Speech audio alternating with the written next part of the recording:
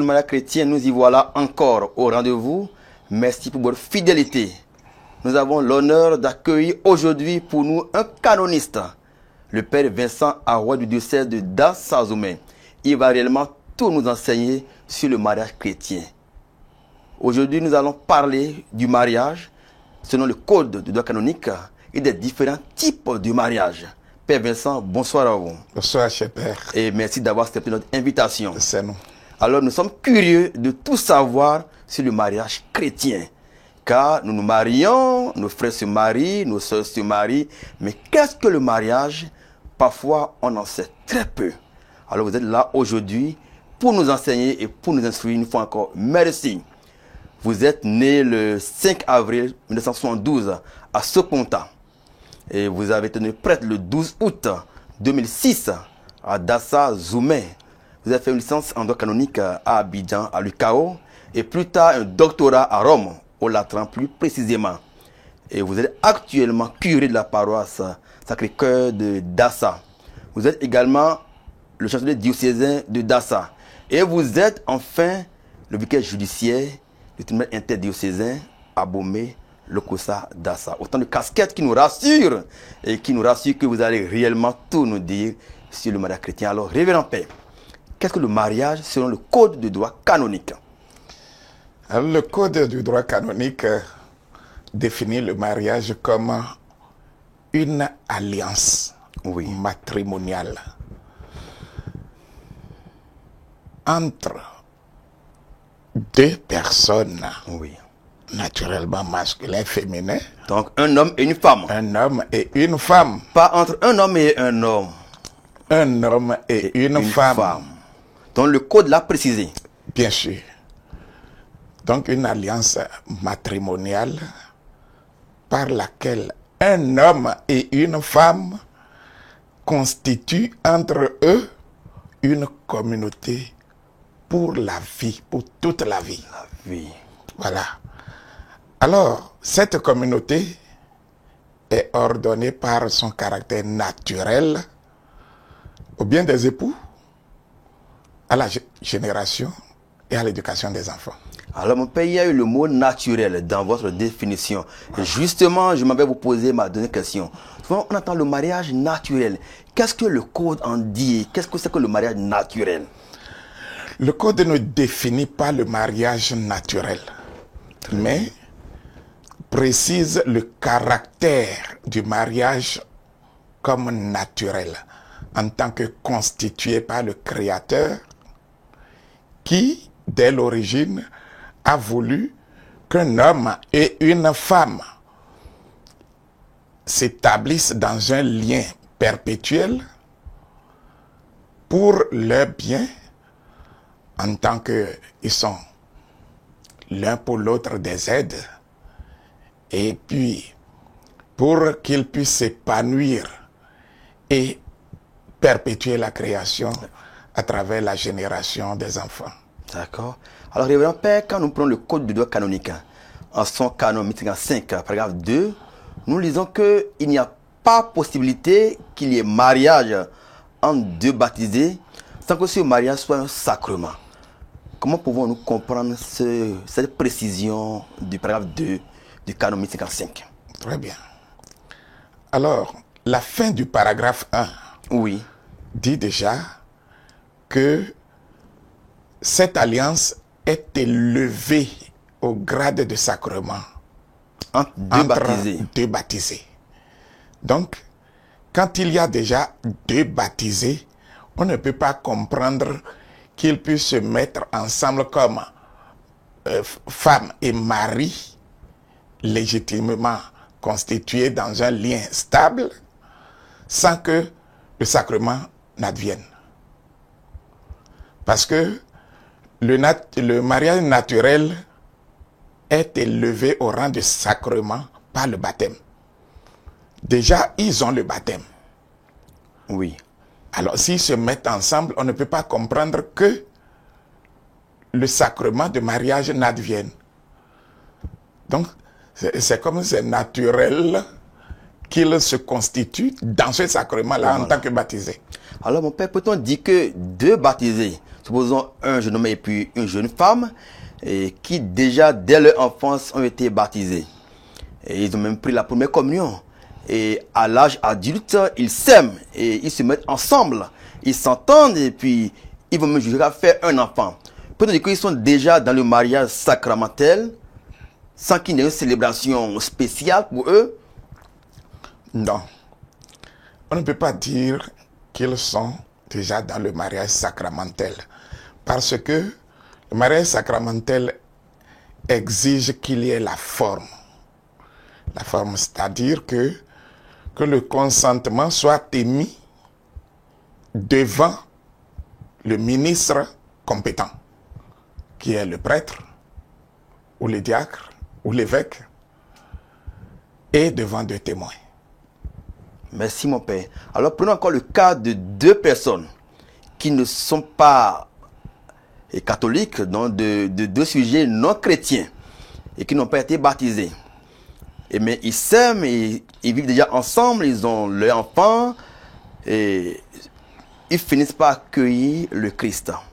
Est-ce que le jour de leur baptême, sans qu'il y ait une forme canonique pour le mariage, est-ce que l'eau baptismale fait d'eux directement des mariés, sans autre forme d'échange de consentement et sans la forme canonique, je veux dire? Évidemment, le droit canonique reconnaît la validité du mariage naturel. Oui. C'est-à-dire un mariage légitimement célébré. Un mariage légitimement célébré entre deux non baptisés est un mariage valide, reconnu par le droit canonique. Voilà pourquoi deux non baptisés oui. qui se convertissent n'émettent pas leur consentement à l'occasion de leur baptême. Quand on les baptise, oui. ce mariage naturel est élevé immédiatement au grade de sacrement. Voilà. Donc déjà, par le baptême, ils deviennent du coup des mariés canoniques. Et ce mariage est sacramentel. Sacramentel. Alors, révérend Père, une autre question. On parle du mariage naturel et j'aimerais aussi que nous parlions du mariage coutumier. Alors, c'est quoi le mariage coutumier? C'est quoi le mariage civil? Est-ce que le droit canonique prend en compte cette deux formes de mariage, la coutumier civil? D'abord, je tiens à préciser que le droit canonique, ce n'est pas seulement l'ensemble des normes contenues dans le code. D'accord. Ça va au-delà. Il faut prendre en compte aussi le droit particulier des évêques diocésains, de la conférence épiscopale du pays. Voilà. Alors, si nous venons à notre droit particulier, puisque le droit donne aux évêques la possibilité d'élaborer la formule d'enquête sur les parties avant la célébration du mariage. Alors, sur la fiche d'interrogatoire chez nous au Bénin, oui. Parmi les questions posées, on demande si la partie a contracté le mariage coutumier. Si la partie a contracté le mariage civil. Ça veut dire que notre droit particulier prend en compte ces deux types de mariage. Voilà. Très bien. Donc, il faut le mariage coutumier, le mariage civil avant le mariage religieux. Normalement. Alors, est-ce à dire que le mariage religieux pourrait être invalide sans le mariage coutumier? La réponse est non, parce qu'il s'agit de trois institutions différentes. Le mariage coutumier est valide dans l'ordre coutumier. Oui. Et le mariage civil est valide dans l'ordre civil. Le mariage religieux est valide dans l'ordre de mariage civil et religieux. Religieux, très bien. Voilà. Alors, est-ce qu'on peut faire l'un sans l'autre? Bien sûr. C'est-à-dire célébrer le mariage religieux sans le mariage civil? C'est possible. Mais nous devons comprendre que le sujet du mariage religieux est en même temps le sujet du mariage civil et du mariage coutumier. C'est-à-dire que nous appartenons à, je vais dire, 3 sociétés. Oui. Il y a la société coutumière, Oui. la société civile Civil dans l'État. et la société spirituelle, donc L'Église. Voilà. Alors, le mariage est valide dans chaque ordre. Voilà. Et le citoyen d'un pays qui appartient à la société étatique, normalement, doit pouvoir respecter les règles établies par l'État. Alors, si l'État dit, il faut que vous célébriez nécessairement le mariage civil, il faut y obéir. Parce que vous appartenez à cet ordre. Comme l'Église dira, il n'y a pas de mariage qui soit valide dans mon ordre, si ce n'est le mariage religieux. Il faut le respecter aussi. Et si la coutume dit, il faut tout commencer par le mariage coutumier, mais vous êtes un citoyen aussi, vous appartenez aussi à cette société. Donc, alors, n'y a-t-il pas un conflit entre ces 3 sociétés-là? Bon, nous n'allons pas parler de conflit. Moi, je préfère qu'on parle de l'harmonie. Il faut qu'il y ait de l'harmonie et non de conflit. Parce que les sujets sont les mêmes. Les sujets du mariage civil sont les sujets du mariage coutumier et les mêmes sujets du mariage religieux. Donc, il ne peut pas avoir de conflit normalement. Alors, cher père, quand on parle de mariage coutumier, oui. Vous savez que quand on va à la mairie, c'est bien le mariage civil. Oui. Et quand on vient à l'église, c'est le mariage religieux. Oui. Mais pour le mariage coutumier, qu'est-ce qui est le symbole ou la célébration du mariage coutumier, comment cela se passe? Est-ce que la question de famille tient le dia du mariage coutumier ou bien c'est seulement la dot qu'il faut attendre pour établir le mariage coutumier? Voilà. Je vais dire d'abord que le mariage repose sur le consentement. Oui. Que ce soit au niveau coutumier, au niveau civil, comme au niveau religieux. C'est le consentement qui est le socle du mariage. Mais au niveau coutumier, il y a un symbole concret qu'on appelle la dot dans nos cultures et qui n'est pas un élément négligeable. La dot, c'est comme un symbole de l'unité entre 2 individus d'abord, mais au-delà, entre 2 familles. Voilà. Dans le mariage coutumier, au-delà des 2 personnes qui sont prioritairement concernées, c'est 2 familles qui se marient. Voilà. Alors, est-ce que la connaissance de famille ne peut pas tenir lieu de mariage coutumier? La connaissance de famille, c'est quoi? Vous voyez 2 jeunes gens qui se retrouvent dans un spectacle ou bien à l'école, à l'université et qui ont commencé à s'attirer. Oui. Et ils ont commencé à s'échanger les numéros, à s'appeler et à se fréquenter. Et puis, une partie exprime son sentiment à l'autre. Oui. C'est-à-dire l'homme fait les avances à la femme. femme. Fait des avances. La femme dit, je ne suis pas contre, mais va voir ma famille. Va le dire à ma famille, parce que on est supposé qu'elle est encore sous tutelle. Oui. Alors, l'homme ne va pas se tirer à quatre épingles et aller se présenter devant la famille. Non. L'homme va passer par ses parents. Habituellement, c'est les oncles, les tantes qu'on envoie vers la famille de la femme pour demander sa main. On dit voilà, nous avons trouvé une brebis chez vous Ah oui. qui nous plaît. Et nous sommes venus vous l'exprimer. Alors, on n'y va pas naturellement. La main vide. Mais avant que la famille de la fille n'accepte quelque don que ce soit, elle va s'assurer si la femme, la jeune fille, connaît effectivement cet homme-là, parce que l'homme ne les suit pas. Hein? Non. Voilà, et on a dit qu'il y a un tel qui veut de toi. Est-ce que tu la connais? Ou est-ce que tu l'as connu? Est-ce que, effectivement, il te plaît de répondre à l'expression de son sentiment? Son amour. Voilà. Et la réponse positive de cette jeune fille va leur permettre d'avancer dans le processus.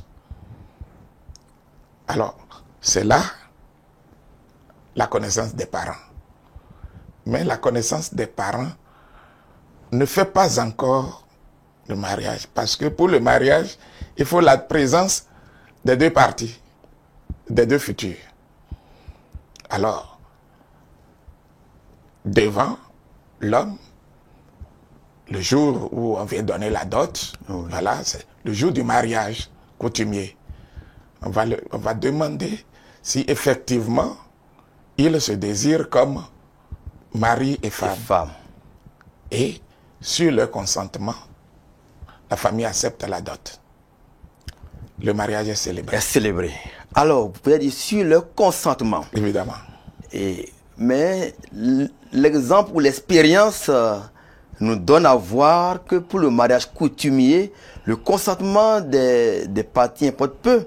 C'est plutôt les familles souvent dit qu'on marie une famille et non un homme.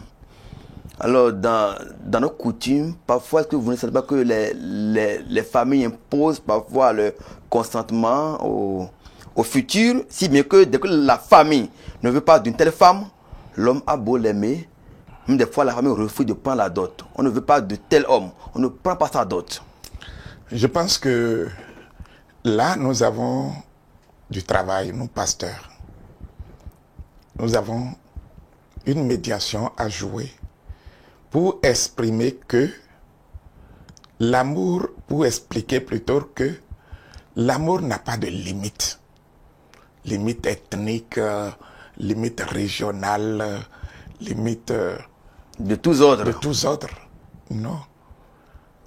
Que votre fille peut aimer quelqu'un d'une autre culture, d'un autre village, d'une autre langue, pourvu que cela contribue à leur bien. C'est ce que nous devons amener les parents à comprendre au-delà des histoires qui ne construisent pas l'unité. Donc nous avons ce rôle, surtout nos pasteurs. À jouer auprès des parents. Parce que le mariage coutumier repose sur le consentement des parties. Des parties. Parce que si les parties ne sont pas d'accord pour se marier, la famille ne va pas dire nous le voulons comme ça. Mais ce n'est pas les deux familles qui vont vivre ensemble. Mais cher père, on apprend que dans nos coutumes, bien sûr, c'est à vous de nous le confirmer ou de l'infirmer. Parfois, c'est quand la jeune fille est encore petite, même 8 ans, 10 ans, on vient déjà demander sa main à ses parents. Donc, sans son consentement, et dès qu'il est grandi, on dit voilà ton mari, voilà ton homme. Je pense que ce temps est révolu. Ce temps est révolu et nous devons travailler à combattre cela. Parce que la liberté d'expression du sentiment est nécessaire. Sinon, nous pasteurs, nous allons célébrer, nous allons être témoins des mariages nuls. Nuls. Oui, puisque le consentement n'y est pas. N'y est pas des deux côtés. Voilà. Alors, révérend Père, nous parlions tantôt du mariage naturel, d'accord, qui est symbolisé par la dot, d'accord, dans le mariage naturel, le mariage coutumier. Donc, avec votre explication, on comprend que le mariage naturel, c'est simplement le mariage coutumier. Pas nécessairement. Parce que le mariage coutumier n'existe pas partout. Le mariage naturel Oui. peut être un mariage célébré devant l'officier de l'état civil, Ah oui. comme un mariage célébré dans une religion non chrétienne, comme un mariage célébré dans la culture, Ok. pourvu que ce soit entre des non baptisés. Non baptisés. Voilà. Alors, cher Père, souvent, lors de leur formation, nos catéchumènes, et quand ils sont déjà constitués en couple, donc comme mari et femme, et que l'une des parties n'est pas encore baptisée, et suit son cheminement pour le baptême, les pasteurs, ou les curés, je veux dire, refusent le baptême à la partie qui a fini sa catéchèse, disant que sans le mariage, on ne pourra pas lui donner le baptême. Alors pourquoi on insiste d'abord, pourquoi on leur impose presque le mariage avant de les baptiser? Bon, je voudrais rectifier d'abord Oui. que le mariage n'est pas antérieur au baptême. Parce que c'est à l'occasion du baptême que leur mariage devient sacramentel. Ils sont déjà dans un lien, mais ils ont même des enfants tout en étant catéchumènes. Oui, tout à fait. Donc, ils sont mariés, elles sont mariées. Oui. Les deux sont ensemble avec des enfants, ils vivent ensemble. Il dit, voilà mon mari, l'homme dit, voici ma femme. D'accord? Mais entre les deux, peut-être que la femme n'est pas encore baptisée. Alors, elle finit les 3 ans de catéchèse et on dit non, sans le mariage, tu ne pourras pas recevoir le baptême. Évidemment. Il y a comme une pression, un peu comme un chantage. Alors qu'elle peut vouloir du baptême, mais pas encore du mariage. Elle ne peut pas vouloir du baptême sans le mariage si l'autre partie est déjà baptisée. Autrement, le canon 1055, paragraphe 2, Oui. serait, je vais dire, on ne respecterait pas les dispositions de ce canon. On dit entre deux baptisés, Oui. il ne peut pas avoir mariage sans que ce ne soit, il ne peut pas avoir de contrat matrimonial sans que ce ne soit dans le sacrement du mariage. Donc, une partie est déjà baptisée. Vous baptisez l'autre partie et ils sont ensemble. Mais c'est comme si vous encouragez le concubinage. Non, la femme n'est pas encore prête à s'unir dans le mariage avec son mari. D'accord. Mais elle veut prendre la première communion. Car souvent on en dit, je l'ai pris parce que je voulais prendre ma première communion. Ma promotion est venue en dernière année pour la première communion. Alors, c'est à cause de la première communion que j'ai accepté épouser cet homme. C'est-à-dire que la femme n'était pas prête à faire le mariage. Si elle pouvait prendre la communion sans le mariage, jamais elle ne se serait mariée. Alors, on leur impose presque le mariage avant de les baptiser. Elle veut être baptisée, elle veut prendre la première communion, elle le désire ardemment. Mais on dit d'abord le mariage. Voilà. Mais elle sait ce qu'elle vit à la maison. Elle sait que son homme n'est pas encore prêt et qu'elle n'est pas encore prête. Mais pour peu qu'elle veuille la première communion ou le baptême, donc elle est obligée de consentir.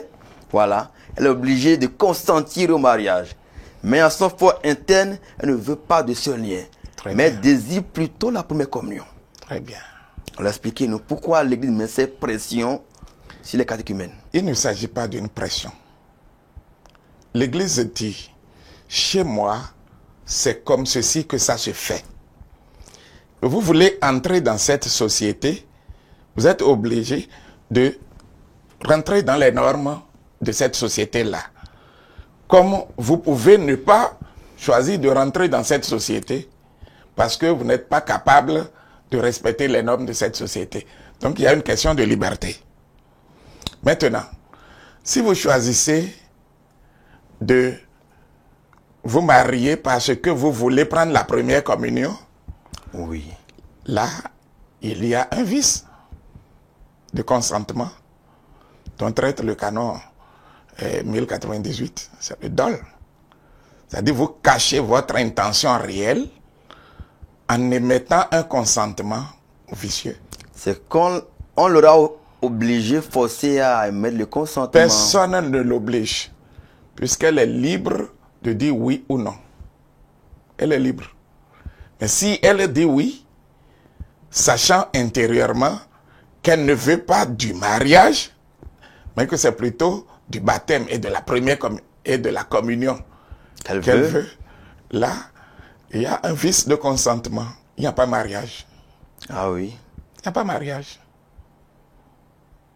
On a eu des cas, père, où l'homme était bien sûr impuissant avant le mariage. La femme est catéchumène. Et mais dire au curé que son homme est impuissant dans le mariage sera d'office nul. Mais elle veut prendre la communion. Elle est en dernière année pour prendre la communion. Alors elle a fermé les yeux. Puisqu'elle tenait à communier, elle a fermé les yeux. Puis le mariage a été célébré. Mais au fait, c'est la communion qu'elle voulait. Est-ce que l'Église ne pourra pas finir par détacher le baptême ou la communion du mariage? Pour qu'en fin de formation catéchétique, ceux qui veulent prendre uniquement la communion et être baptisés, elles vont prendre la communion et se baptiser. Et ceux qui veulent se marier en même temps, ceux qui sont prêts pour se marier aussi, pourront se marier. Vous savez que l'Eucharistie est la source et le sommet de toute la vie chrétienne. Donc, tous les sacrements que nous célébrons sont orientés vers l'Eucharistie. On se marie, c'est pour pouvoir rejoindre l'Eucharistie. On se fait baptiser, c'est orienté vers le... Donc, on ne peut pas détacher l'Eucharistie du mariage ou du baptême. Ce n'est pas possible. D'accord. Merci mon père. Merci d'avoir tout dit réellement sur le mariage chrétien, sur les différents types de mariage qu'il y a, dont le mariage coutumier, le mariage civil, le mariage religieux. Donc trois instances différentes, car trois sociétés différentes. Tout à fait. Et bien évidemment, vous avez expliqué combien l'Eucharistie, le baptême et le mariage ne peuvent pas être dissociés. Il faut bien sûr les mettre ensemble. Alors, votre mot de fin? Je remercie la télévision Lumen TV pour cette opportunité qu'elle nous donne d'expliquer ce que nous vivons, peut-être sans le comprendre réellement. Et je souhaite que les téléspectateurs essayent de comprendre ce que nous expliquons et en vivre. C'est très important.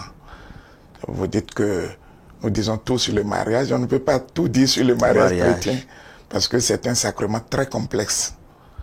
Mais nous essaierons d'éclairer au fur et à mesure que nous évoluons ce sacrement qui est essentiel dans la vie des couples. Merci, cher Père. Alors, tout sur le mariage chrétien, le Père Vincent nous a accompagnés aujourd'hui sur ce chemin-là. Nous avons appris beaucoup de choses et nous voulons encore en apprendre davantage. Alors restez fidèles à Lumen TV et à très bientôt pour la suite de l'émission. Je vous remercie.